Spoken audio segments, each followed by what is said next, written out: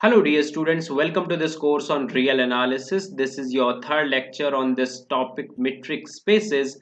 So what we did in the previous two lectures, we studied metrics and after that we did the similar kind of thing to that of point set topology in the course on real analysis, right?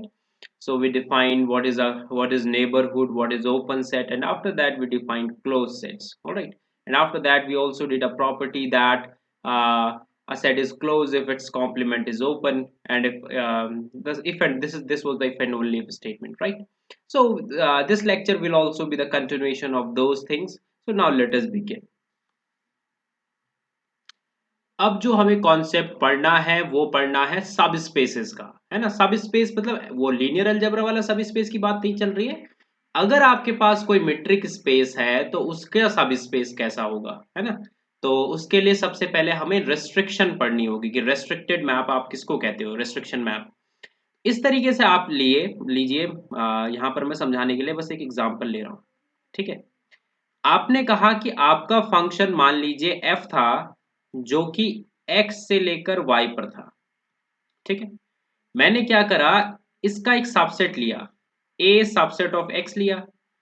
Now मैं इसी function को इस तरीके से define कर रहा हूं, एक न्यू फंक्शन मैं यहां पर लिख रहा हूं। मान लीजिए मैंने f डॉट इसके ऊपर नाम दे दिया f डॉट। तो f डॉट एक फंक्शन डिफाइन करा मैंने a से y पर, और मैंने लिखा कि f डॉट ऑफ x जो है वो क्या होगा, इस वाले फंक्शन जैसा होगा। तो इस वाले मैप को कहते हो रेस्ट्रिक्शन मैप। इसको क्या कहते हैं हम लोग? Restriction map. तो हो क्या रहा है यहां पर कि आपका फंक्शन जो डिफाइंड था वो पूरे स्पेस पर था डिफाइंड। तो अगर आप अपने डोमेन को श्रिंक कर दोगे, डोमेन को x से a लिख दिया हमने, तो मैप तो वही है, बस आपकी डोमेन चेंज हो गई है। तो देखो मैप एग्जैक्टली वैसे ही है जैसा पहले वाला था। तो पहले वाला जो मैप है एग्जैक्टली वही मैप है, बस डोमेन को हमने छोटा कर दिया। तो जैसे ही हमने डोमेन को छोटा करा वैसे ही क्या हो गया कि इस नए मैप को हमने नाम दिया रेस्ट्रिक्शन मैप, ठीक है? तो यहां पर भी सेम वही होगा। आप मीट्रिक के बारे में क्या जानते हो कि अगर हमारे पास d एक मीट्रिक है on a space x, then it is a function from x cross x to y। यही तो है आपके पास, है ना? y नहीं, सॉरी r। तो आपके पास क्या है, अगर कोई मीट्रिक है x पर, स्पेस x पर, तो इसका मतलब है वो एक फंक्शन है। अब मैं क्या कर रहा हूं, इस फंक्शन को एक छोटे स्पेस पर रेस्ट्रिक्ट कर रहा हूं। तो मैंने देखा कि मेरे पास y एक सबसेट है x का, तो मैंने इसी मीट्रिक को क्या कर लिया, y क्रॉस y से r पर ले लिया। तो वर्क तो ये एग्जैक्टली वैसी करेगा, इसको नाम भी दे दिया dy। तो वर्क तो ये मीट्रिक भी ऐसी करेगी कि dy of x comma y जो है वो इसी के जैसा चलेगा, बस आपने डोमेन को छोटा कर दिया। बात समझ आ गई आपको मेरी? तो ये जो रेस्ट्रिक्टेड मीट्रिक है इसको हमने क्या नाम दिया, रेस्ट्रिक्शन मैप। तो अब आपको पता है कि d मीट्रिक थी x पर, तो आपका x कॉमा d जो था, डेफिनेशन में बाद में पढ़ूंगा, डेफिनेशन पढ़ने की नीड नहीं है आपको, मैं बस समझाने की कोशिश कर रहा हूं। तो अगर d मीट्रिक है x स्पेस पर, तो x कॉमा d आपका था मीट्रिक स्पेस। अब मैंने क्या करा, अपनी मीट्रिक स्पेस को छोटा कर दिया, मैंने इसकी जगह y लिख दिया। इस पर कौन सी मीट्रिक है, जो रिस्ट्रिक्शन मैप वाली थी, dy, रिस्ट्रिक्शन मैप। तो ये जो नया स्पेस निकल के आया है ये वाला, इसको आप कह रहे हो कि ये सब स्पेस है। बात आपको समझ आई नहीं आई? अब एक एक करके पढ़ते हैं डेफिनेशन को। तो let x comma d be a metric space, let y be a non empty subset of x। तो y एक नॉन एम्प्टी सबसेट था x का, तो मैंने रिस्ट्रिक्शन मैप लिखी dy, then the restriction map dy of the metric d to y cross y is the metric for y। तो यहां पर क्या लिखा हुआ है, इस लाइन का मतलब यही है कि ये जो नया आपके पास यहां पर जो ये लिखा हुआ है, ये एक मीट्रिक है किस स्पेस के लिए, इस स्पेस के लिए, y के लिए। समझ आ गया? इसको हम नाम देते हैं इंड्यूस्ड मीट्रिक। इसको क्या नाम देते हैं, इंड्यूस्ड मीट्रिक। क्यों? क्योंकि पहले वाले स्पेस जैसी ही तो है ये मीट्रिक, इसमें कुछ भी नहीं होगा change. And the metric space y comma D is called सब स्पेस ऑफ एक्स टी। तो ये है सब स्पेस, किसी मीट्रिक स्पेस का सब स्पेस क्या होगा, सब स्पेस बस कुछ नहीं होगा, जो मीट्रिक थी वहां से हमने इंड्यूस करी, जैसा उसका नेचर था उस मेट्रिक का एग्जैक्टली वही इंड्यूस कर दिया, क्योंकि डेफिनेशन ही मेट्रिक की वही दी, बट आपने डोमेन छोटी कर दी, है ना। तो डोमेन छोटी करी मतलब आपने रिस्ट्रिक्शन डाल दी कि हम इतने एलिमेंट्स को नहीं ले रहे इस बार, हम बस इतने इतने एलिमेंट्स को ले रहे हैं। तो बस इसी को हम क्या कह दे रहे हैं, सब स्पेस। अब मैं आपसे चाहता हूं कि आप एक ओपन स्फेयर, इस जो इंड्यूस सब स्पेस है, जो सब स्पेस है जिसके अंदर इंड्यूस मेट्रिक है, उसके अंदर आप उस ओपन स्फेयर को देख पाओ। तो मुझे क्या करना है, ओपन स्फेयर देखना है y कॉमा डी वाई में। अगर ये सब स्पेस है इसका x कॉमा डी का, तो मुझे इसके अंदर इंड्यू वो देखना है, क्या देखना है, ओपन स्फेयर देखना है, राइट। तो सबसे पहले तो आप ये देखो कि ओपन स्फेयर दिखेगा कैसे। ओपन स्फेयर मतलब ओपन बॉल, ऑलराइट। तो बॉल कैसी होती है दिखने में आपके लिए, ball of r radius around a point x. ये मैं किसके ऊपर बात कर रहा हूं, मैं एक्स के ऊपर बात कर रहा हूं। तो मैं इस बॉल को देखना चाह रहा हूं अपने गिवन स्पेस एक्स में। अगर मैं इस बॉल को किस में देखना चाहूं, वाई में देखना चाहूं, तो ये कैसा मुझे दिखाई देगा, ये मुझे बस चेक करना है। यहां पर एक्स जो है किसका एलिमेंट है, ये वाई का। तो कैसा होगा दिखने में, देखो दिखने में कुछ ऐसा होगा। डेफिनेशन आप पहले से जानते हो। इसके अंदर मैं वो सारे y लूंगा कैपिटल X से, such that distance between x and y is less than r, right. और यहां पर मैं लिख देता हूं where x belongs to y, y का ही एलिमेंट है और वहां पर मैं देखना चाह रहा हूं। अब यहां पर थोड़ा सा चेंज हो जाएगा। यहां पर क्या है, आपको बॉल तो देखनी है आर रेडियस की अराउंड एक्स, बट आप उसे एक्स में नहीं देख रहे हो इस बार, अब आप उसे वाई में देख रहे हो। तो कैसा होगा दिखने में, y बिलोंग्स टू y लिखूंगा, x नहीं लिखूंगा इस बार। तो क्या आ जाएगा, dxy less than r, such where x belongs to y। Got it. तो यहां पर मेरे को दिखाई दिया कि कैसे मेरे को बॉल दिखाई देगी। अब आपको नोटिस क्या करना होगा, देखो है तो डेफिनेशन बिल्कुल सेम, बट आप यहां पर y कहां से ले रहे हो, इस y से ले रहे हो। तो ये जो स्मॉल y है ये कैपिटल Y से ले रहे हो, और यहां पर किससे ले रहे हो, कैपिटल X से। तो इसका मतलब जो ये है ball of r radius around x in the space y, इसको आप ऐसा भी लिख सकते हो, ball of r radius around x, sorry, ball of r radius around x in the space x intersection with y। बात समझ आ रही है आपको कि नहीं आ रही मेरी। तो इसमें देखो अब इसमें सिर्फ y के ही एलिमेंट आएंगे, तो आपने अगर इंटरसेक्शन ले लिया तो ये y के। तो ये सबसे पहले ऑब्जर्व करना होगा आपको कि आपका ओपन स्फेयर दिखेगा कैसे, क्योंकि इस अगर आपने ये ऑब्जर्व कर लिया तो आपके लिए बहुत इंपॉर्टेंट चीज में लिखने वाला हूं। अब एक बहुत इंपॉर्टेंट चीज है, ध्यान से आप देखेंगे कि मैंने क्या करा, a एक सबसेट लिया y का। तो आपका जो स्पेस था y, मैंने उसका सबसेट लिया, और मैंने कहा कि ये जो y, देखो ये a सबसेट है y का, तो a x का तो सबसेट होगा ही। तो ये जो a जो सबसेट है ये मान लीजिए कि x में ओपन था, तो अगर ये x में ओपन हो गया तो फिर इसे किस में ओपन होना पड़ेगा, a is open in y as well. बात समझ आ रही है। मैं क्या कह रहा हूं, रिपीट करता हूं कि अगर कोई सबसेट y का, मैं y का कोई सबसेट उठा रहा हूं और मैं चेक करना चाह रहा हूं whether it is open in y और नॉट, तो कंडीशन है कि अगर वो x में ओपन हो गया तो y में तो ओपन हो ही जाएगा। तो आपको क्या लगता है कि इसके पीछे क्या लॉजिक होगा। तो लॉजिक बहुत ही सिंपल है, जो आपने यहां पर बॉल के बारे में बात करी है एग्जैक्टली वही लॉजिक है। तो इसको हम सबसे पहले सोचने की कोशिश करेंगे कि ऐसा क्यों, बट उससे पहले हम क्या देखेंगे कि इस स्टेटमेंट का कन्वर्स ट्रू नहीं है। कन्वर्स नहीं होगा ट्रू अगर ऐसा है कि कोई सेट आपके पास है, वो सब स्पेस में ओपन है, सब स्पेस का सबसेट है और वो वहां ओपन है, तो जरूरी नहीं है कि वो एक्स में ओपन हो। तो इस चीज को पहले हम देखेंगे, इसका हम बाद में प्रूफ देखेंगे, ऑलराइट।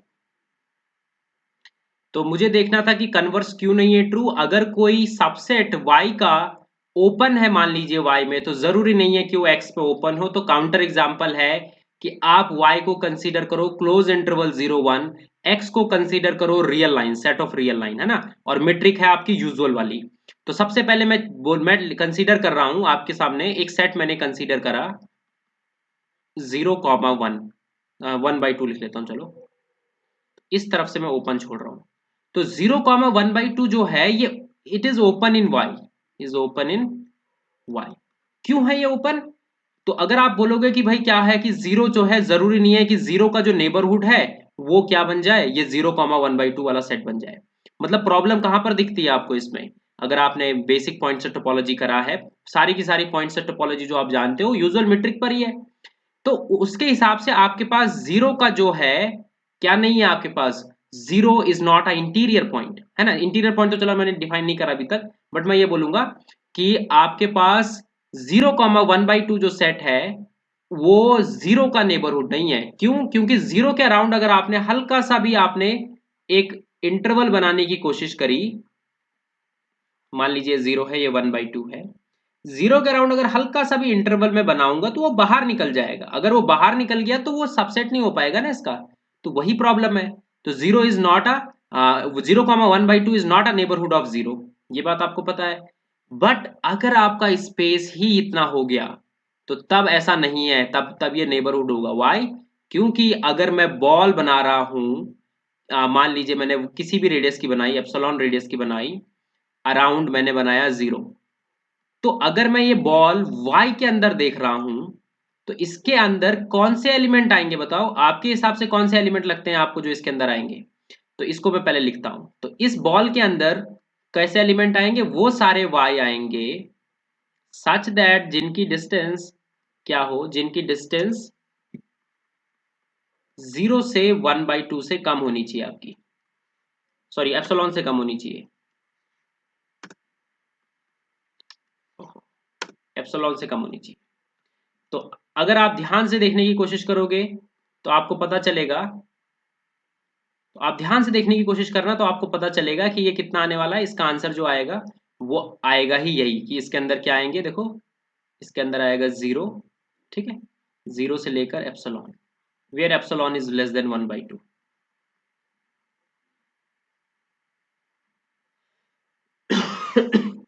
तो मैंने क्या करा, मुझे कुछ भी आपने एप्सिलॉन अगर 1/2 से छोटा ले लिया तो आपके पास ये ऐसा आएगा, तो ये सबसेट आ जाएगा ए का। तो देखा आपने कि ये सबसेट आ रहा है ए का, इसका मतलब क्या है, एक एक एक नेबरहुड आपको मिल रहा है, एक बॉल मिल रही है जीरो के around, such that A is neighbourhood of, such that A is neighbourhood of zero. बात क्लियर हो गई? तो इस वजह से मैं कहना चाह रहा हूं आपसे कि 0,1/2 is neighbourhood of zero in y. तो वाई में ऐसा हो सकता है, बट जब आप यही काम x के साथ करोगे, जब आपने सेट ऑफ रियल लाइन लिया है तो ऐसा नहीं होगा। क्यों? क्योंकि अगर मैंने ball of epsilon radius around zero बनाया बट इनसाइड x मैंने देखा, तो इसमें मैं वो यहां पर लिखूंगा y belongs to x such that distance of y comma zero is less than epsilon, right. तो यहां पर कितना आएगा, ये आएगा माइनस एप्सिलॉन से एप्सिलॉन, ठीक है। अब मैं एप्सिलॉन कुछ भी ले लूं, कुछ भी एप्सिलॉन ले लूं, क्या ये इस ए के अंदर कंटेन्ड होगा? ये कभी भी ए के अंदर कंटेन नहीं हो सकता। तो for any non zero non negative epsilon, नहीं, फॉर एनी पॉजिटिव एप्सिलॉन ये कभी भी इसके अंदर कंटेन नहीं हो सकता ए के अंदर। तो that is why A is not open, A is not open in x. देखो इसको मैं समझा नहीं सकता हूं उतना ज्यादा, क्योंकि मैंने पॉइंट से टोपोलॉजी में काफी टाइम दे रखा है इसमें। तो आपको ये समझना होगा कि ये जो 0,1/2 सेट है ये y में तो ओपन हो रहा है बट ये x में ओपन नहीं है। क्यों? कहां पर प्रॉब्लम आ रही है? जीरो के साथ प्रॉब्लम आ रही है। जब आप y में देखोगे तो जीरो जो 0,1/2 है वो जीरो का नेबरहुड बन जाएगा, बट जब आप x के अंदर देखोगे तो 0,1/2 जीरो का नेबरहुड नहीं होगा। तो ये बहुत इंपॉर्टेंट चीज है जो मैंने आपके सामने लिखी है, तो ये कन्वर्स है, ठीक है। तो open in y need not imply open in x। तो मैंने आपके सामने थ्योरम लिख दिए जो हमें प्रूफ करना है। यहां पर हालांकि मैं लिख लेता हूं कि converse is not need not be true, converse need not be true, इसका हम एग्जांपल देख चुके हैं, ठीक है। बहुत ही इजी थ्योरम है, प्रूफ करेंगे।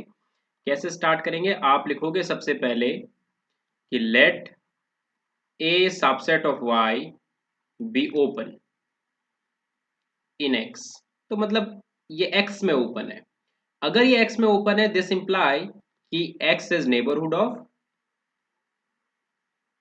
ए, है ना, सॉरी मैंने उल्टा लिख दिया। This imply for all x belonging to A is neighborhood of अच्छा ए तो लिखा ही नहीं है, रुको। ए इज नेबरहुड ऑफ एक्स, ठीक है। अब ए जो है हर एक एक्स का नेबरहुड है, तो इसका क्या मीनिंग हुआ कि there exist epsilon greater than 0 such that ball of epsilon radius around x, ball of epsilon radius around x. But ये बॉल आपको देखनी किसमें है, वो सबसे इंपॉर्टेंट पार्ट है। तो आपको ये बॉल देखनी है एक्स के अंदर। तो ball of epsilon radius around x in the space x is subset of, ठीक है। अब मुझे क्या पता है कि ये जो बॉल है ये इसका सबसेट है। अब आपको मैंने थोड़ी देर पहले भी आपको शो करके दिखाया था कि ball of epsilon radius around y, sorry around x in y, ये जो होता है ये इसके इक्वल होता है ball of epsilon radius around x in x, ये एक्स है, फिर मैं इसका इंटरसेक्शन लेता हूं किसके साथ, वाई के साथ। तो ball of epsilon radius around x in y जो होता है वो ये होता है, ठीक है। आपको पता है कि ये जो चीज है ये किसकी सबसेट है, ए की सबसेट है। और y तो y देखो, y के साथ अगर आपने इंटरसेक्शन करा है तो आप क्या करना चाह रहे हो एग्जैक्टली आप एलिमेंट्स लाना चाह रहे हो किसके, मतलब आप y के एलिमेंट्स लाना चाह रहे हो, है ना, क्लियरली। तो मैं क्या कहूंगा, now since ball of epsilon radius around x intersection y, it is subset of ball of epsilon radius around x in x and it is subset of a, thus क्या आपको दिखाई दिया, ball of epsilon radius in y around x is subset of a, this imply a is neighborhood of x। और यहां पर सबसे important बात कि किस में नेबरहुड है, y में, और यहां पर भी मुझे लिख लेना चाहिए इन x। तो x के अंदर वो नेबरहुड था a x का, और हमें पता चला कि a नेबरहुड है x y के अंदर भी x का। तो क्या सबसे इंपॉर्टेंट पार्ट था, ये वाला जो पार्ट यहाँ पर, ये जो पार्ट लिखा गया, ये सबसे इंपॉर्टेंट पार्ट था प्रूफ का। अब आप इस प्रूफ को एक और बार ध्यान से देखो, आप सोचने की कोशिश करो कि मुझे एग्जैक्टली करना क्या है। अगर मुझे शो करना है कि ये ओपन है इन y, तो आपको शो करना होगा कि कोई भी आर्बिट्रेरी एलिमेंट आप पिक करो a का, वो क्या होना चाहिए, a उसका नेबरहुड होना चाहिए। तो मैंने एक आर्बिट्रेरी पॉइंट पिक करा था, तो मेरे को पता था कि वो ओपन है x में, तो मतलब ये a is neighbourhood of x in x, तो इसका मतलब ये निकला। और धीरे धीरे करके मैंने सारा प्रूफ कर दिया, ठीक है। अब आपको दो बहुत ही इंपॉर्टेंट रिजल्ट पढ़ने हैं, इसको ध्यान से हम देखते हैं। x comma d be a metric space and y comma d y be its subspace. तो हम डिफाइन कर रहे हैं कि अगर हमें सब स्पेस के अंदर ओपन कोई सेट देखना है तो a is open in y if and only if there exists a set G open in x comma d such that a is equal to z intersection y। तो इसका meaning ये हुआ कि हमारे पास कोई भी सेट ओपन y में तभी होगा जब आपके पास कोई जी सेट निकल के आए जो कि ओपन है x कॉमा डी में, और g इंटरसेक्शन y करके एंड दे दे हमें रिजल्ट। सिमिलरली यहां पर भी वही सेम टू सेम है। यहां पर एक मिस्टेक है, a इज क्लोज मुझे लिखना चाहिए था। तो a is closed in y, a is closed in y if and only if there exists a set f closed in x comma d such that a is equal to f intersection y। तो ये दोनों statement बहुत ही easy है proof करने के लिए। अगर आप इसको प्रूफ करना चाहते हैं तो आप इसे एक्सरसाइज ले सकते हैं, ठीक है। बट मेरा कोई इंटेंशन नहीं है इसको प्रूफ कराने का, हम आगे मूव करेंगे। बट आप इसे एक्सरसाइज ले सकते हो, आप इसका प्रूफ ट्राई करो आप खुद से कि आप इसे कैसे प्रूफ कर सकते हो। बहुत इजी है, इतना भी डिफिकल्ट नहीं है, सोचने की कोशिश करोगे तो आप कर पाओगे इसे प्रूफ। अब जो चीज डिफाइन करनी है उसका नाम है क्लोजर ऑफ अ सेट। तो हम क्या कहेंगे कि a be any subset of a metric space x comma d, x comma d आपके पास मेट्रिक स्पेस है और ए उसका एक सबसेट है। तो क्लोजर को हम डिनोट करते हैं ए बार से, तो bar represents closure. A bar is equal to A union A dash. What is A dash, it is derived set. इसके अंदर क्या आते हैं, सिर्फ limit points, derived set. A क्या है आपके पास, गिवन सेट। तो मतलब हम क्या कर रहे हैं, हम लिमिट पॉइंट्स को भी रख दे रहे हैं, ए बार के अंदर लिमिट पॉइंट्स भी आ जा रहे हैं और वो सारे पॉइंट जो लिमिट पॉइंट नहीं है। तो ऐसे पॉइंट्स को क्या कहते हो आप, जो लिमिट पॉइंट नहीं है उसको आप कहते हो आइसोलेटेड पॉइंट, राइट। तो आप इसे लिख सकते हो, it is union of isolated point of A union limit points of A. बात क्लियर हो गई। अब इसको मैथमेटिकली भी आप लिख सकते हो। मैथमेटिकली कैसे लिखोगे, ध्यान से देखोगे आप यहाँ पर, तो मैं इसके अंदर वो सारे एलिमेंट्स यहाँ पर रखने वाला हूँ, ठीक है। कहाँ से मैं उठाऊंगा, सबसे पहले आपको देखना होगा कि ऐसा नहीं है कि आपको एक ही एलिमेंट उठाने, हो सकते हैं आपके पास लिमिट पॉइंट ऐसे भी होते हैं जो सेट के एलिमेंट ना हो, तो इसलिए यहाँ पर मैं लिखूंगा x belongs to x such that, और यहाँ पर मैं क्या करूंगा, बॉल बनाई मैंने एप्सिलॉन रेडियस की अराउंड x, इसका इंटरसेक्शन जब मैं a के साथ ले रहा हूँ तो ये क्या आना चाहिए आपका, नॉन एम्प्टी आना चाहिए, ठीक है। और यहाँ पर मैं लिखूंगा for all epsilon greater than 0। तो अगर मैं a माइनस एक्स लिख दूं तो a माइनस एक्स से निकल के आएंगे लिमिट पॉइंट्स, ठीक है। और अगर मैंने सिर्फ a लिखा है तो इससे आएंगे, इससे वो भी आ जाएंगे, कौन से वाले पॉइंट्स आ जाएंगे, आइसोलेटेड पॉइंट्स। तो इस तरीके से आप डिफाइन कर सकते हो उसको, ठीक है। अब हमें डिफाइन करना है इंटीरियर पॉइंट, जैसे हमने पॉइंट्स टोपोलॉजी में करते आ रहे हैं वैसे ही हम डिफाइन करेंगे इसको भी। तो हमने क्या लिखा है, एक मीट्रिक स्पेस लिखा है, तो x comma d be a metric space, let a subset of x, तो a कोई सबसेट हमने x का ले लिया है। तो a का कोई भी मेंबर स्मॉल a अगर a का मेंबर है, then it is called an interior point of a if there exists epsilon greater than 0 such that ball of epsilon radius around a is contained in a। तो बहुत ही obvious definition है, वही similar to neighborhood वाली definition, ठीक है। अब define करते हैं इंटीरियर सेट को। तो अगर हम क्या करें, सारे के सारे इंटीरियर पॉइंट्स को एक सेट के अंदर रख दें, तो उसी सेट को हमने नाम दिया है इंटीरियर सेट, ठीक है। The set of all interior points of A is called the interior set of A. अब बात करनी है एक्सटीरियर ऑफ अ सेट की। अब एक्सटीरियर ऑफ अ सेट क्या होता है, एक्सटीरियर का मीनिंग है कि आप क्या करो, ए कॉम्प्लीमेंट के इंटीरियर पॉइंट्स निकालना शुरू कर दो। तो जब आप ए कॉम्प्लीमेंट के इंटीरियर पॉइंट्स निकालोगे तो उसका अगर आपने कलेक्शन ले लिया, वही आपका एक्सटीरियर ऑफ अ सेट है। Got it. अब बस वही सेम टू सेम चीजें जो हमने रियल एनालिसिस में भी करी थी, frontier point and boundary points.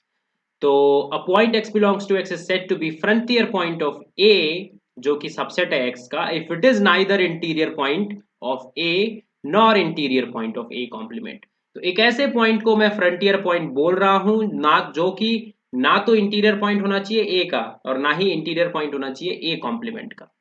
Similarly अब बाउंड्री पॉइंट डिफाइन करते हैं। बाउंड्री पॉइंट की डेफिनेशन में क्या लिख रहा हूं कि बाउंड्री पॉइंट वो सारे फ्रंटियर पॉइंट्स हैं जो कि ए के अंदर कंटेन्ड हो।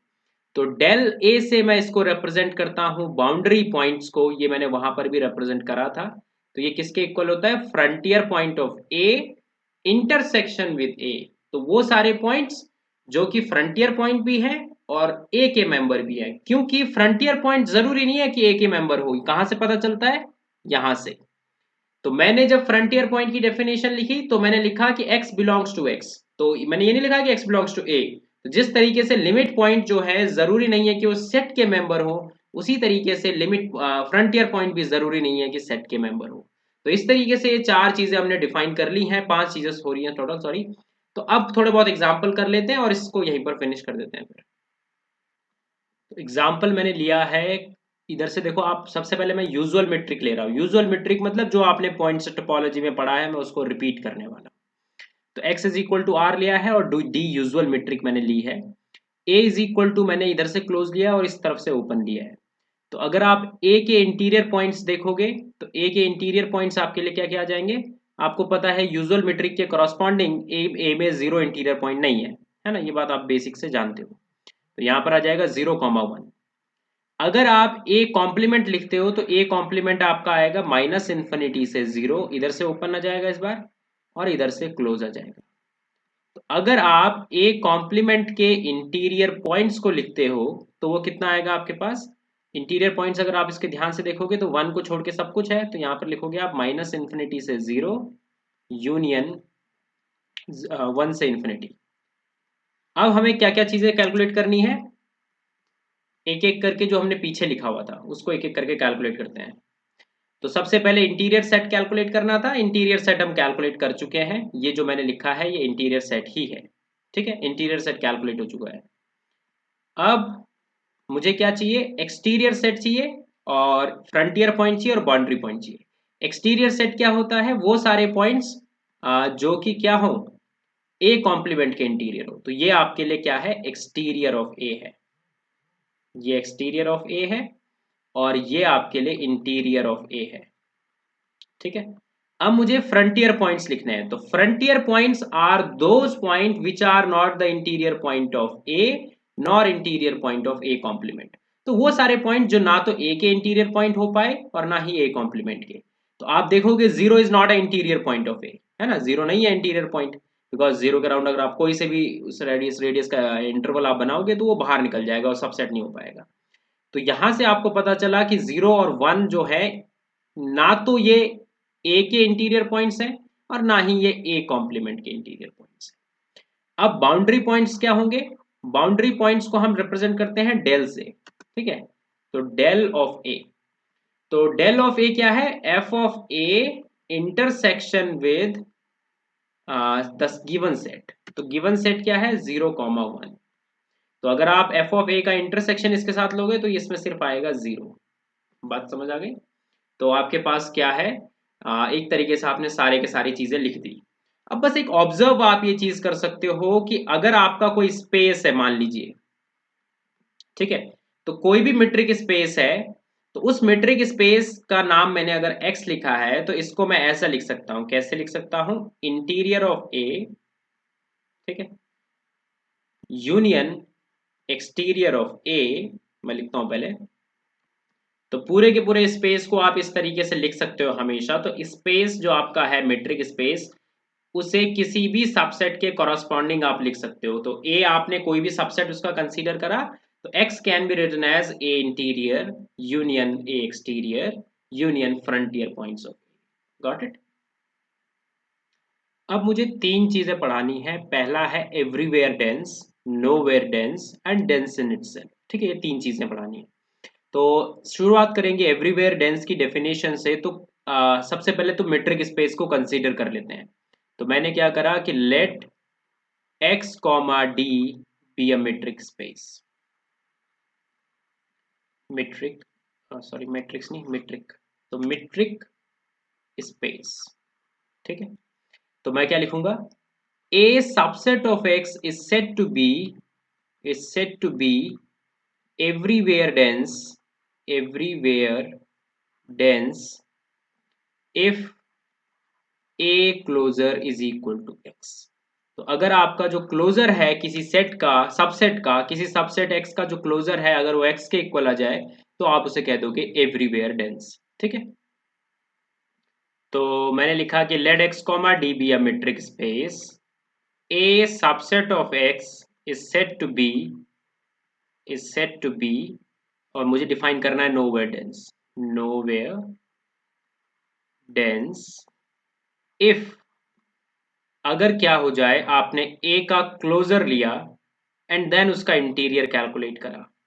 तो अगर ए क्लोजर का इंटीरियर जो है ये एम्प्टी आ जाए, तब जाके आप कह सकते हो कि ये जो सबसेट है मीट्रिक स्पेस का ये क्या है, नोवेयर डेंस है। लास्ट चीज जो है वो है कि डेंस इन इटसेल्फ। तो किसी भी सबसेट को मैं डेंस इन इटसेल्फ कहूंगा अगर उसके पास if A has no isolated point. तो अगर उसके पास एक भी आइसोलेटेड पॉइंट नहीं है तो मैं उसे क्या कह दूंगा, डेंस इन इटसेल्फ, ऑलराइट। अब हमें क्या करना है, sequences in a metric space x comma d, ये हमें पढ़ना है। तो जिस तरीके से सीक्वेंस मैंने रियल एनालिसिस में डिफाइन करी थी, सीक्वेंस मैंने डिफाइन करने के लिए आपसे कहा था कि it is a function from natural number to the r, तो उसे हम जनरली कहते थे रियल सीक्वेंस। तो यहां पर आपके पास मीट्रिक स्पेस कोई है एक्स, तो यहां पर क्या लिखोगे आप, डेफिनेशन क्या लिखोगे, it is a function, it is a function F from natural number. तो फंक्शन तो अभी भी नेचुरल नंबर से ही होगा, बट ये किस पर जाएगा, स्पेस एक्स पर जाएगा, ठीक है। तो it is a function F from natural number to X. तो सीक्वेंस सिंपली आपके पास क्या है कि आपके जो एलिमेंट्स हैं वो कहाँ से आएंगे, इस बार रियल लाइन की जगह स्पेस एक्स से आएंगे। अब हम इसके कन्वर्जेंस के ऊपर बात करते हैं। तो कन्वर्जेंस डिफाइन करने के लिए मैंने मीट्रिक स्पेस को कंसीडर कर लिया है। The sequence x n of points of x is said to be said to converge to a point x of x if क्या हो जाए, जैसे डेफिनेशन आपने वहां पर लिखी थी एज इट इज हम यहां पर लिखेंगे। तो स्टार्ट करेंगे, if for all epsilon greater than zero there exist a natural number, there exist a natural number such that, वहां पर आप लिखते थे कि xn minus x is less than epsilon, but मैं यहां पर xn माइनस एक्स ना लिखकर मैं लिखूंगा, तो मैं लिखूंगा कि d of xn comma x is less than epsilon for all n greater than n naught. तो एग्जैक्टली वही डेफिनेशन है, कुछ नया नहीं कर रहे हैं इसमें, बस डिस्टेंस का नोशन चेंज हो चुका है। ठीक है, तो एक एक करके देखो, इसमें कुछ समझाने लायक मेरे लिए है नहीं। जब हम क्वेश्चंस करेंगे तो बहुत इंटरेस्टिंग चीजें हमारे पास सामने निकल के आएंगी, बट जब तक मैं थ्योरी करा रहा हूँ ये थ्योरी बोरिंग सी है, मुझे भी बोरिंग लग रही है क्योंकि ये एज इट इज मैंने पहले भी पढ़ाया हुआ है। ठीक है, तो इसलिए मैं सारी चीजें डिफाइन करता हुआ चल रहा हूँ, आप भी चलते जाइए। जब असाइनमेंट शीट आप करोगे तो आपको समझ आएगा कि कहीं ना कहीं हम इन सबको अप्लाई कर सकते हैं। ठीक, तो अब एक डेफिनेशन मैंने वहां पर और बताई थी आपको कन्वर्जेंस के रिगार्डिंग। मैंने आपको कहा था कि मान लीजिए एक्स एन एक सीक्वेंस है और वो किसी नंबर एक्स पर कन्वर्ज कर रही है, तो आप क्या करो, एक्स के अराउंड कितने भी किसी भी रेडियस का इंटरवल आप बनाओ, तो x minus epsilon comma x plus epsilon. तो मैंने आपको कहा था सीक्वेंस की सारी टर्म्स उस इंटरवल के अंदर होनी चाहिए एक्सेप्ट फाइनाइटली मेनी टर्म्स। तो कुछ टर्म्स को छोड़कर पूरी की पूरी सीक्वेंस उसके अंदर चले जानी चाहिए। तो मीनिंग ये निकल के आया कि अगर आप कह रहे हो कि कोई सीक्वेंस किसी नंबर पर कन्वर्ज कर रही है, इसका मतलब ये है कि आप कोई भी एप्सिलॉन रेडियस का इंटरवल उस कन्वर्जेंस के पॉइंट के चारों तरफ बनाओ, दोनों तरफ बनाओ, और तब आप चेक करो कि पूरी की पूरी सीक्वेंस उसमें जा रही है नहीं जा रही है। अगर वो कन्वर्ज कर रही है इसका मतलब वो जा रही है, और अगर वो जा रही है तो वो कन्वर्ज कर रही है, मतलब डेफिनेशन है, इफ एंड ओनली इफ है। ठीक है, तो मीनिंग ये है, यहां पर भी सेम टू सेम मैंने लिख दिया है कि मैंने बॉल कंसीडर करी एप्सिलॉन रेडियस की around x. What is x? X is a point of x, alright. तो पूरी की पूरी सीक्वेंस इसके अंदर चले जानी चाहिए except n naught numbers. N naught ऐसे पॉइंट है जो नहीं जा रहे हैं, उसके आगे के सारे पॉइंट्स जा रहे हैं उसके अंदर। तो ये भी एक इक्विवेलेंट डेफिनेशन है कन्वर्जेंस ऑफ अ सीक्वेंस को लेकर। Got it? अब हमें डेफिनेशन पढ़नी है कॉशी सीक्वेंसेस के ऊपर। तो मेरे पास है कि let x comma d be a metric space, a sequence x n in x is said to be Cauchy sequence. तो डेफिनेशन कॉशी सीक्वेंस की भी एग्जैक्टली वही है जैसे हमने रियल एनालिसिस में पढ़ी थी, बस हम वहां पर मॉड्यूलस की जगह को डी से रिप्लेस कर देंगे। तो मैं क्या लिखूंगा कि फॉर ऑल एप्सिलॉन, क्या लिखूंगा, is said to be Cauchy if, तो क्या होगा, if for all epsilon greater than zero there exist natural number such that dn d of xn comma xm is less than epsilon for all n greater than n naught। तो again मैं इसका वही meaning आपको समझाऊंगा। यहां पर इस चीज का मतलब क्या है कि एक फिक्स नंबर के बाद क्या हो, आप सीक्वेंस की कोई भी दो टर्म उठाओ, उनके बीच का जो गैप है वो एप्सिलॉन से कम होना चाहिए।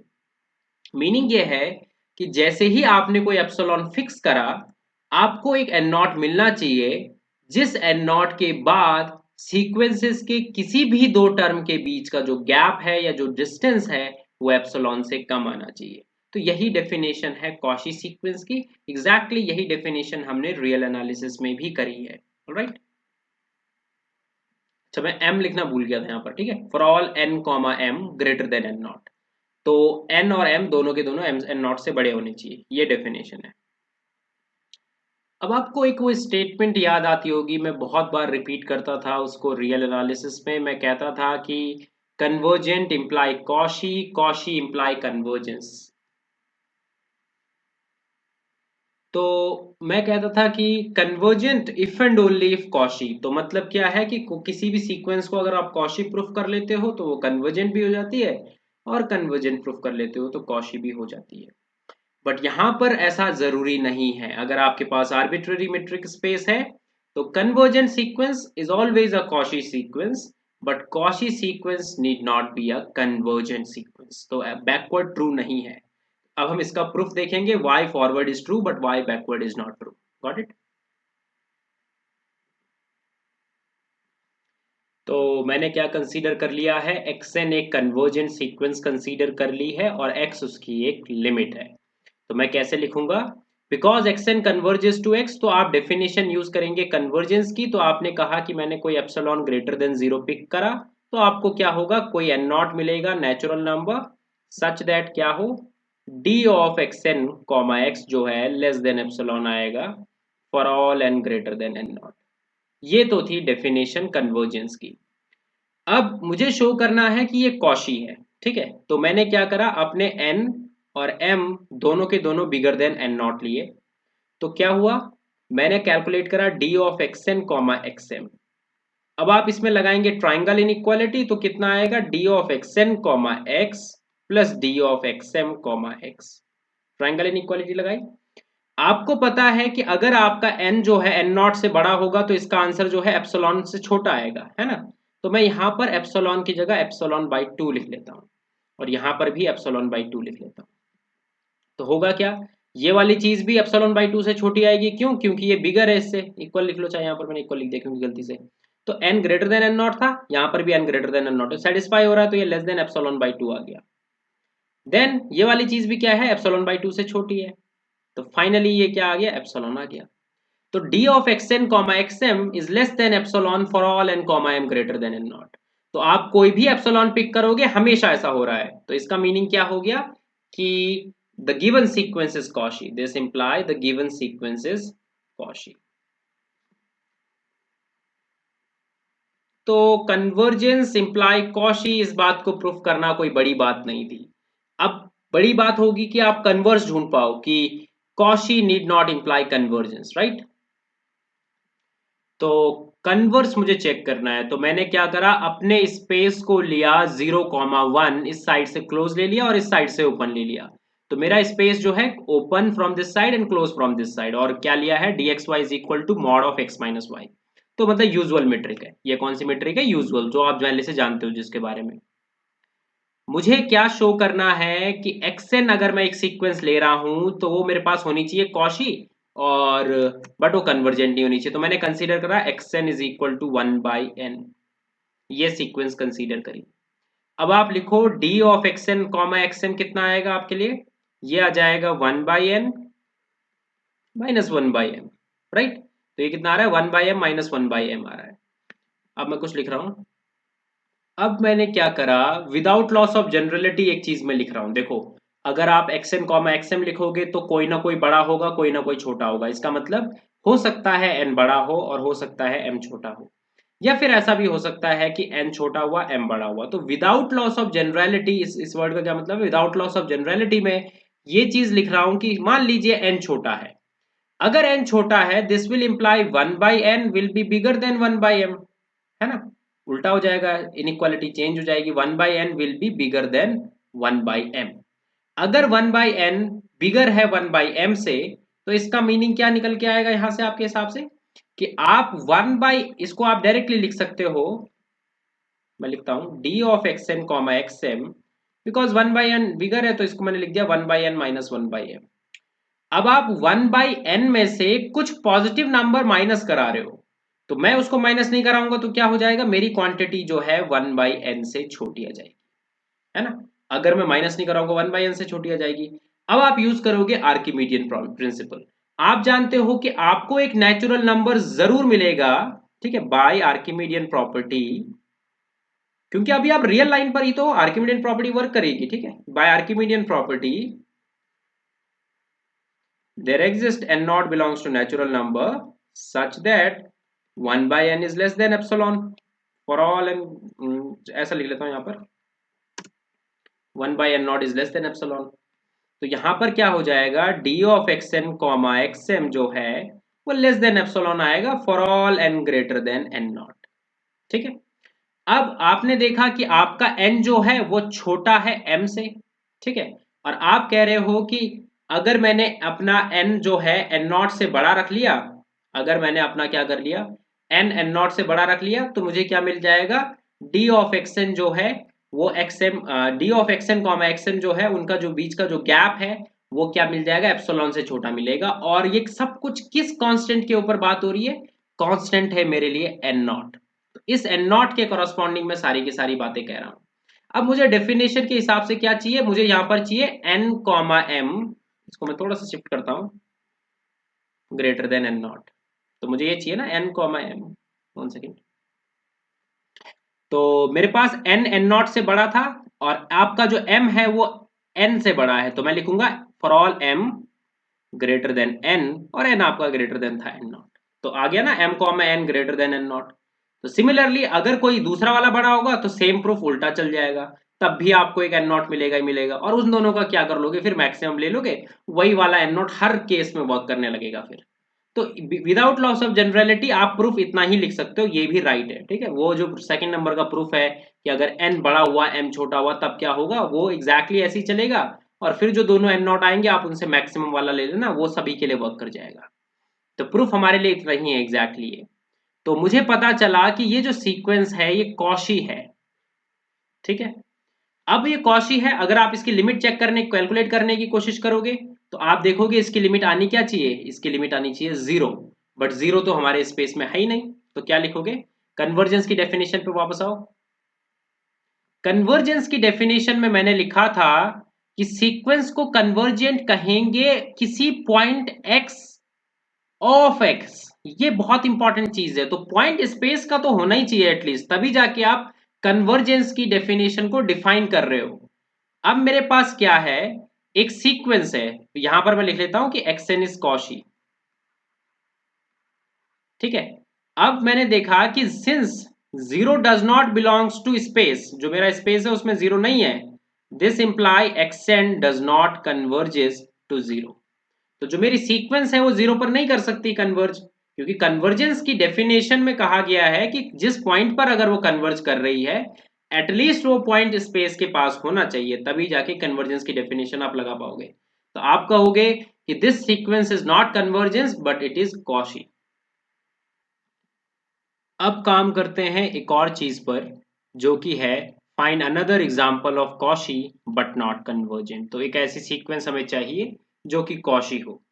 तो आपको कहीं ना कहीं पिछले वाले क्वेश्चन से एक आइडिया मिल गया होगा कि कॉशी सीक्वेंस ढूंढना कोई मुश्किल काम नहीं है। अगर आप रियल लाइन की कोई कन्वर्जेंट सीक्वेंस ले लो और जिस पर वो कन्वर्ज कर रही है उस पॉइंट को अपने स्पेस में से बाहर निकाल दो, तो वो जो सीक्वेंस है कॉशी रह जाती है, बट वो कन्वर्जेंट नहीं है, ठीक है। तो इसी इसी की हेल्प से मैं एक एग्जांपल कंस्ट्रक्ट करने वाला हूं।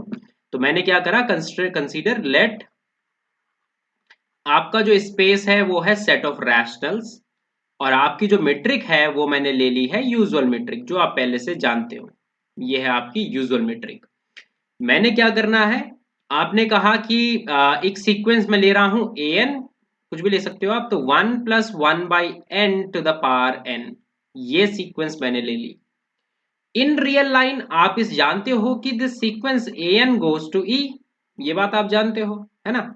तो a n goes to e if your x is R, but आपको पता है कि आर में तो सॉरी क्यू में तो ई होता ही नहीं है, क्यों, क्योंकि ई एक इरेशनल नंबर है, ठीक है। तो क्या लिखोगे, क्लियरली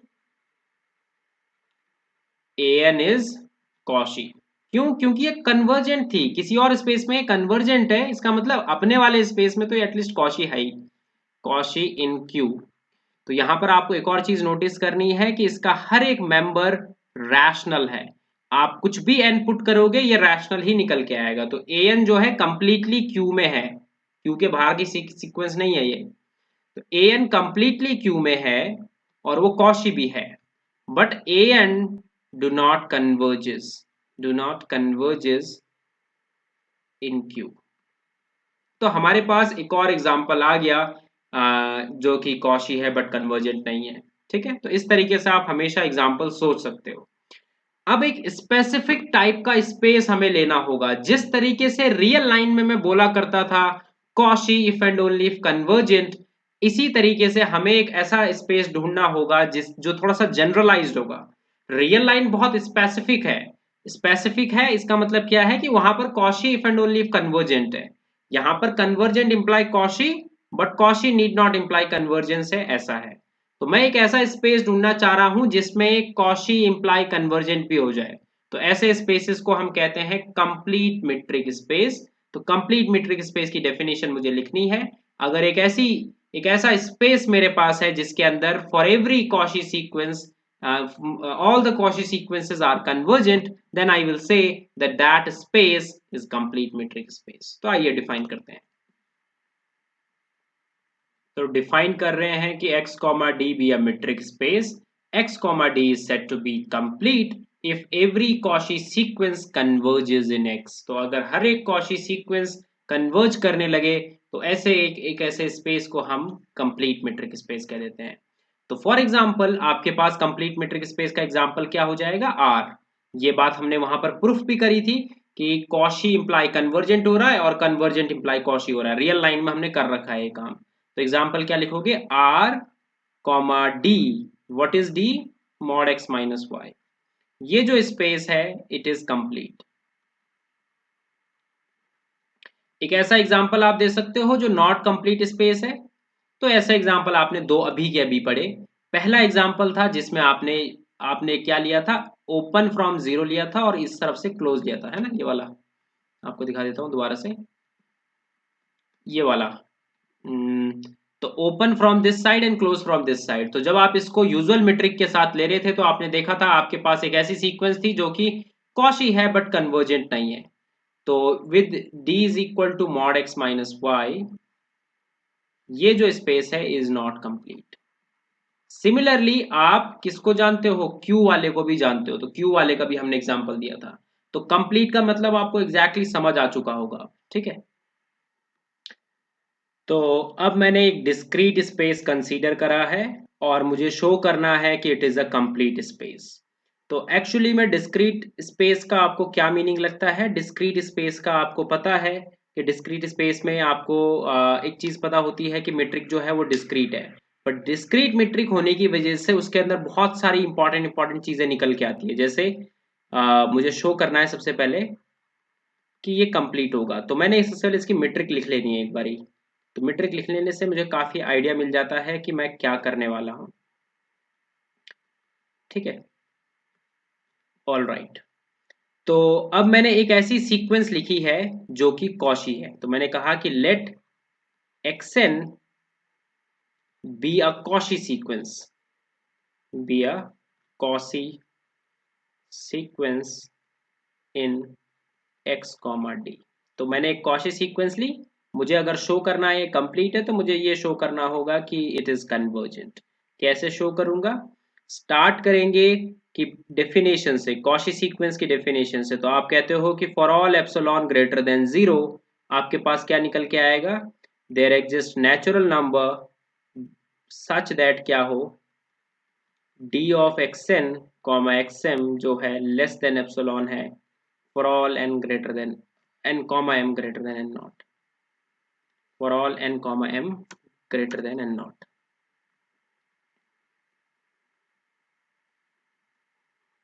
ठीक है। अगर मैं मेरी एप्सिलॉन को 1/2 ले लूं तो क्या होगा, d of xn comma xm जो है लेस देन 1/2 आएगा for all n comma m greater than n not.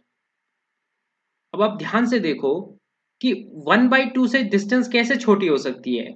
तो डिस्टेंस आपके पास या तो 1 होगी या 0 होगी। तो 1/2 से अगर छोटी कोई भी डिस्टेंस है तो वो डिस्टेंस क्या है, एक्चुअली में 0 है। तो यहां से आपको क्या पता चला कि distance between xn and xm क्या आ रहा है, 0 आ रहा है। आप जानते हो मेट्रिक की सेकंड नंबर की प्रॉपर्टी क्या होती है कि दो डिस्टेंस कभी भी 0 तभी आ सकता है, डिस्टेंस 0 जब xn is equal to xm हो for all n comma m greater than n। तो यहां से पता चला your sequence is eventually constant. तो मीनिंग आपको समझ आया कैसे मैंने स्टार्ट करा। मुझे शो करना था कि every Cauchy sequence is convergent. तो मैंने कैसे करा, एक कॉशी सीक्वेंस ली और मुझे डेफिनेशन पता है कि definition holds for every epsilon greater than 0। तो मैंने एप्सिलॉन को ले लिया 1/2। तो जब मैं एप्सिलॉन को 1/2 ले रहा हूं तो d of xn comma XM जो है लेस देन 1/2 आएगा। आपको पता है 1/2 से छोटी डिस्टेंस का मतलब है जीरो ही डिस्टेंस, तो ये जीरो आ गई। तो xn is equal to xm है for all n comma m greater than n naught. मतलब कुछ फाइनाइट टर्म्स को छोड़ने के बाद पूरी की पूरी सीक्वेंस जो है वो कांस्टेंट है, इसका मतलब यही तो हुआ। तो thus इट इज कन्वर्जेंट। तो discrete space is a complete space. Got it.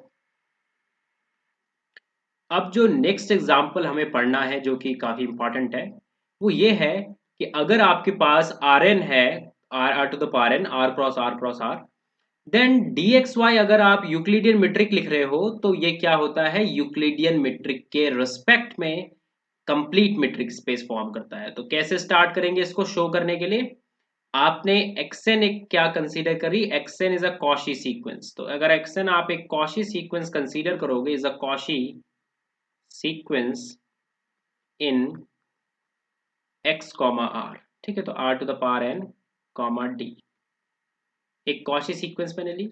Cauchy sequence का मीनिंग वही हो जाएगा आपके लिए फिर से कि आपने डिस्टेंसेस ली और वो लेस देन एप्सिलॉन आई।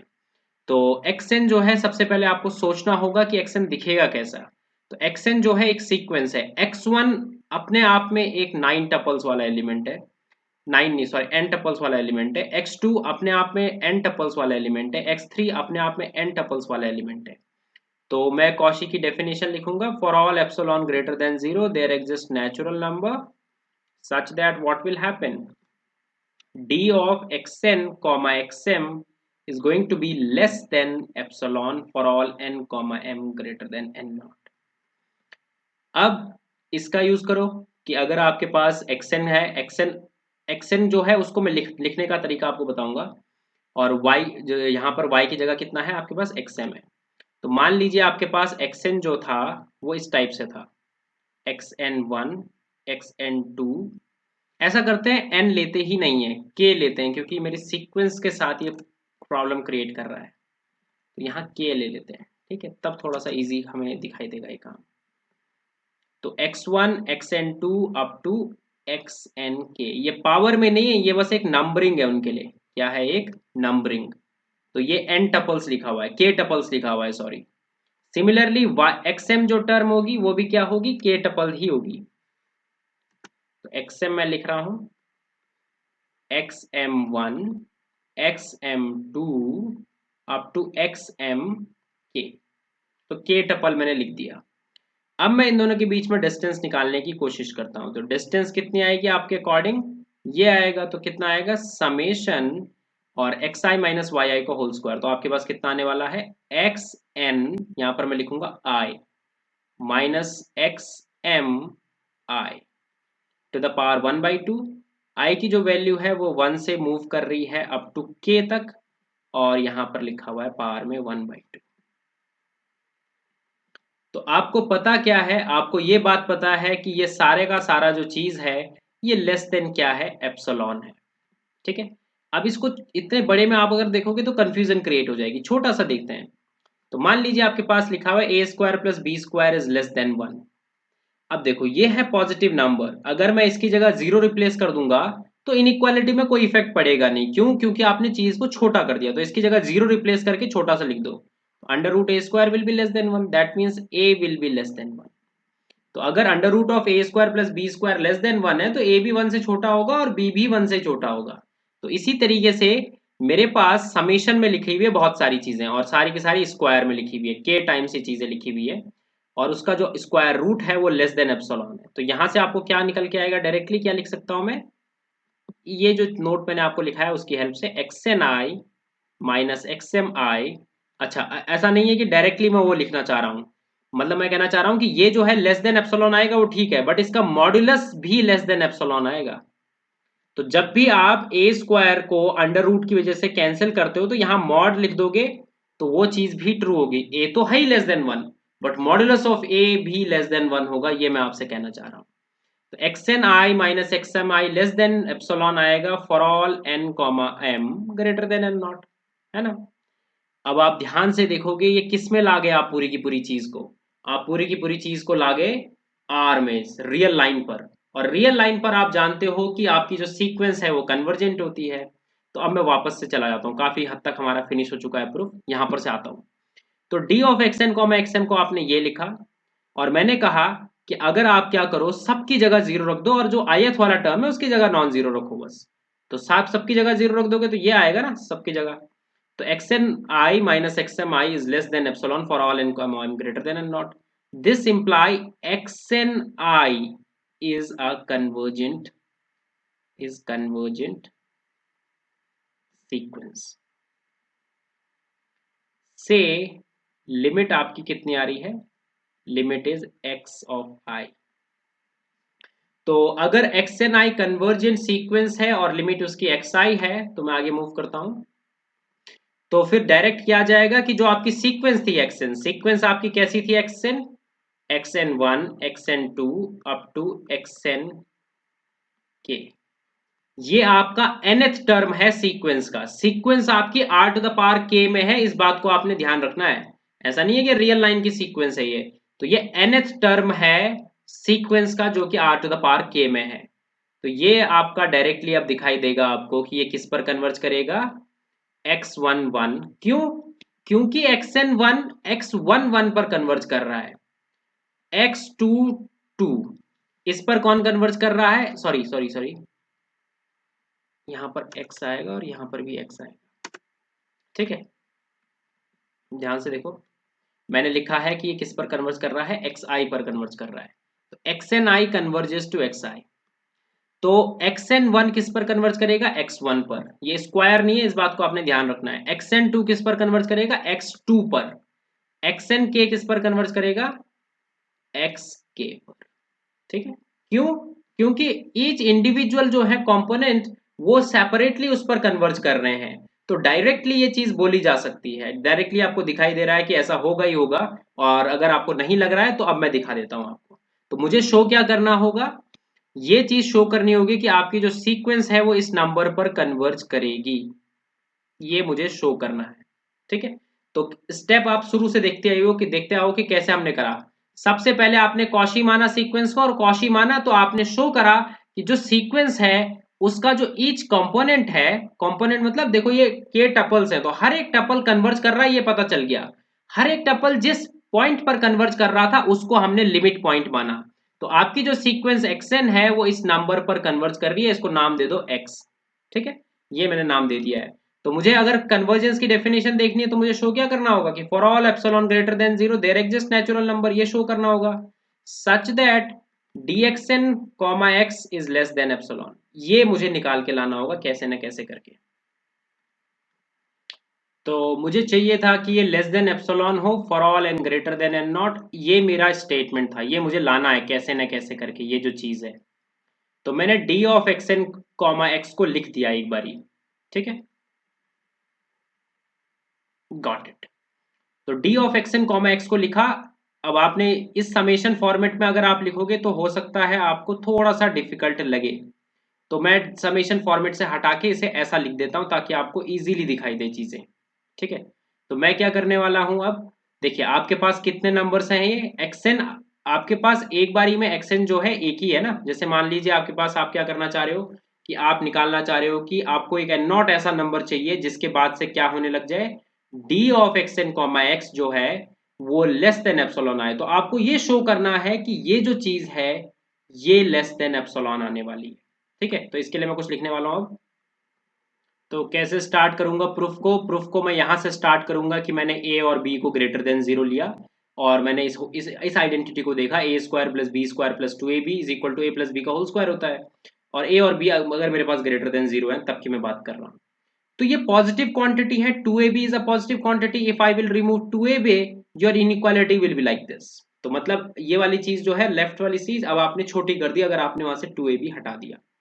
तो a square plus b square is less than a plus b whole square. तो यहां से आपने अंडर रूट डाल दिया, तो a square plus b square is less than a plus b. तो इसी तरीके से आपके पास यहां पर अंडर रूट में पॉजिटिव नंबर्स लिखे हुए हैं सारे के सारे। तो यहां से इस आइडेंटिटी से आप बोल सकते हो ना, ये चीज मेरी बात समझ आ रही है, इस आइडेंटिटी से आप ये वाली इस वाले अंडर रूट पर आप ये वाली आइडेंटिटी लगा सकते हो ना। जिस तरीके से ये 2 में वर्क कर रहा है ऐसे ही ये k में वर्क कर जाता है। तो मैं बस वही यूज करने वाला हूं अब। तो मैं क्या करूंगा, इसकी जगह मैं लिख दूंगा xn माइनस एक्स का मॉड, और यहाँ पर 1 1 लिख दिया दोनों तरफ, प्लस xn2 माइनस x2 का मॉड, एंड अप टू कहाँ तक ले गया मैं इसको, xnk माइनस xk का मॉड लिख दिया। ऑल राइट, अब मैं यूज करूंगा कि xn1 goes to x1, xn2 goes to x2, xnk goes to xk। That means ये वाली चीज मैं लिख सकता हूं ना, इसे एप्सिलॉन से कम होगी, ये वाली चीज भी एप्सिलॉन से कम होगी, और अप टू एंड वाली चीज भी एप्सिलॉन से कम होगी, और मैं यहां पर लिखूंगा for all n greater than n not, ऐसा हो जाएगा। बट आप अगर देखना चाहोगे कि वो n नॉट क्या है, तो वो n नॉट होगा मैक्सिमम ऑफ, इसके लिए जो n नॉट होगा उससे तो नाम देता हूं n01, n02 up to n0k। तो मतलब यह है कि इसके कन्वर्जेंस से एक n0 निकलेगा, उसको नाम दिया n01। इस वाले के कन्वर्जेंस से एक n0 निकलेगा, उसको नाम दिया n02, और इस वाले के कन्वर्जेंस से एक n0 निकलेगा, उसको नाम दिया n0k। तो सभी को लिख दिया इससे छोटा। बट एप्सिलॉन लिखने का कोई खास फायदा आपको लग नहीं रहा है, आपको क्या लिखना चाहिए, एप्सिलॉन बाई के, ताकि आपको दिखने में अच्छा लगे। अब तो कैसे होगा प्रूफ, रिवाइंड कर लो। रिवाइंड का मतलब क्या है, स्टार्टिंग में आपने एप्सिलॉन ग्रेटर देन 0 पिक करा, अब मैं क्या करूंगा, एप्सिलॉन बाई के मेरा ग्रेटर देन 0 होगा, और ये के क्या है, जो r to the power k में लिखा है वो वाला k है ये। तो एप्सिलॉन बाई के कॉरस्पॉन्डिंग कन्वर्जेंस आप देखोगे इसकी, एप्सिलॉन बाई के कॉरस्पॉन्डिंग कन्वर्जेंस देखोगे इसकी, एप्सिलॉन बाई के कॉरस्पॉन्डिंग कन्वर्जेंस देखोगे इसकी, और अपना एन नॉट जो है फाइनल वाला जो है, इन सबसे मैक्स ले लेना, वो इससे छोटा आ जाएगा, डायरेक्टली आपको दिखाई दे रहा है। तो ये चीज कितनी है, एप्सिलॉन है। तो मैं आपको शुरुआत में कह रहा था कि ये डायरेक्टली दिखाई दे देता है कि अगर each tuple converges to this one, see xn1 converges to x1, xn2 converges to x2, xnk converges to xk, तो इसका मतलब डायरेक्टली है वैसे ये चीज की, ये जो पूरा का पूरा है ये कोऑर्डिनेट, ये पूरा का पूरा इस पर कन्वर्ज कर जाएगा। बट आपको मैंने एग्जैक्ट प्रूफ दे दिया कि ये इस वजह से इस पर कन्वर्ज करेगा। तो फाइनली मैं क्या शो कर पाया, मैं ये शो कर पाया कि if my sequence given sequence is Cauchy then it is convergent. तो that means r to the power n is a complete metric space with respect to the usual metric। तो r to the power n में every convergent sequence is Cauchy and every Cauchy sequence is convergent। तो metric space के जो complete है उसके कौन कौन से एग्जांपल आपने पढ़ लिए, एक तो r पढ़ लिया, r आप पहले से भी जानते हो, और दूसरा पढ़ लिया r to the power n। Got it.